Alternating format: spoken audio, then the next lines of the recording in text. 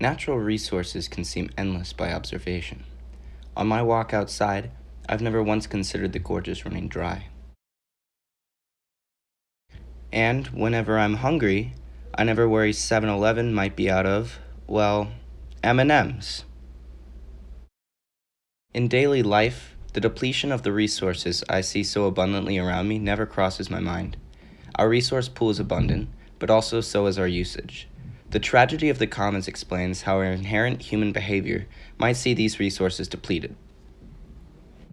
So what exactly is the tragedy of the commons? Well, by definition, it explains how humans operate on self-interest, and open access to a self-profitable resource will be endlessly exploited. Take, for example, these delicious chocolate M&Ms. Say I put them out at a party.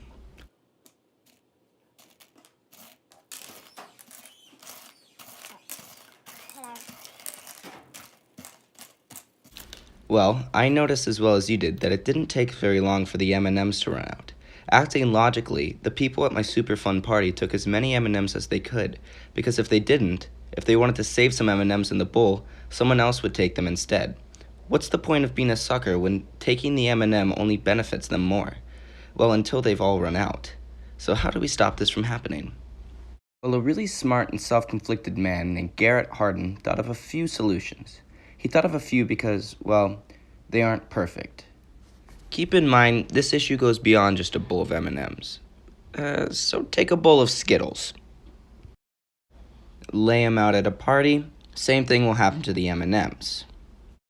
Unless we listen to Hardin and use a larger power to enforce regulation. The government, perhaps. Or me, the party host.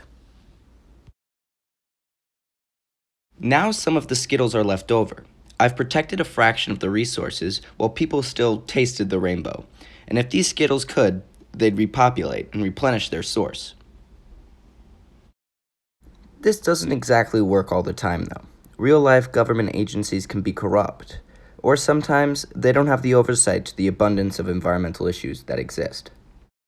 So back to square one with the Skittles. This time I'll take inspiration from Hardin's suggestion to let the markets control the resources. Oh, you want a Skittle? That'll be $1. Now the benefit of taking a Skittle is dropped, the rate of depletion is slowed, and the resource is protected. But again, this method is flawed. Some people can't afford to pay $1 for a Skittle, and in the real world, some resources are more difficult to regulate and manage, such as clean air or water. So, what do we do from here? Well, that's where things get complicated. The tragedy of the commons is a vast issue relating to climate change, resource management, economic stability, and the satisfaction of people. We theorize methods for controlling the tragedy of the commons. Utilizing communities to be placed in charge of the management of their local resources is just another way of how people attacking this issue have begun to get creative.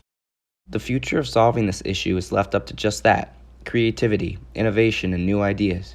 I encourage you to learn more about the tragedy of the commons and think about it when you pick up your next bag of M&Ms. Thanks for watching.